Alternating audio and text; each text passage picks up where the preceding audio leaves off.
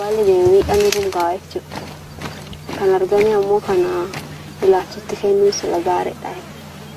Okay, she said first and foremost, whatever finance given by the Western donors to Ethiopian government never goes to civilians. It goes to transfer weapons from Western. That same weapons were used by the Ethiopian troops to kill the innocent civilians. The international communities as well as the United Nations body and the big boss of the world like the US being silent while they know what is going on.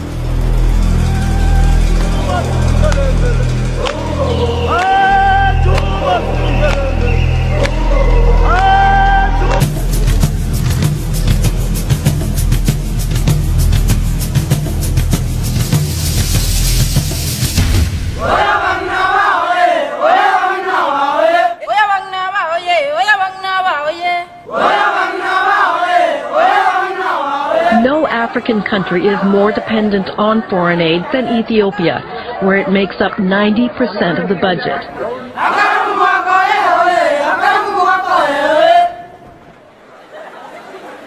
Moyo is a Zambian economist whose views have spurred international debate. She's got a highly controversial message about foreign aid to Africa. It's been 60 years, and over $1 trillion of aid has gone to Africa with very poor results. If you look at the 1970s, the poverty levels in Africa, about 10% of the population was poor. Now over 70% of the population lives on $1 a day. So things are getting worse.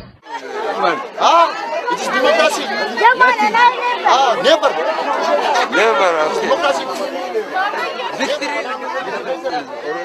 Human Rights Watch accused the United States and the European Union of ignoring widespread abuses, including rape, torture, and beatings. How certain are you, though, that it's the Ethiopian government that is orchestrating this? All the victims and eyewitnesses that we interviewed clearly identified the Ethiopian army and soldiers.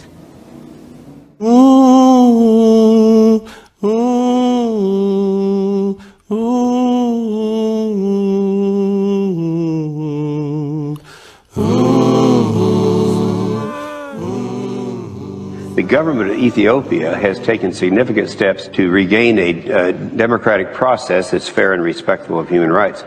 Ethiopia is an area of strategic importance and a strong ally in the war on terror and stands on the front lines of conflict in Africa. This is an area where if they are prepared to take care of themselves, we won't be sending our troops there.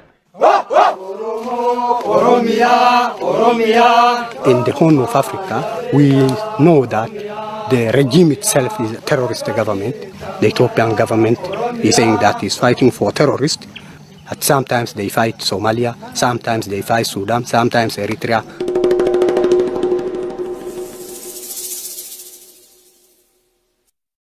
If you're a leader in Africa and people are showering you with money, why wouldn't you take it? Well, that's essentially the problem. The aid model is introducing negative externalities, but it's not appropriate to be pushing a model that has not worked anywhere on earth. There's not a single country that has reduced poverty and generated long-term economic growth by relying on aid to the extent that Africa does today. That is the Meles political tactics, trying to pretend that is democratic, seeking donors from the Western. That is a tactics of bringing income.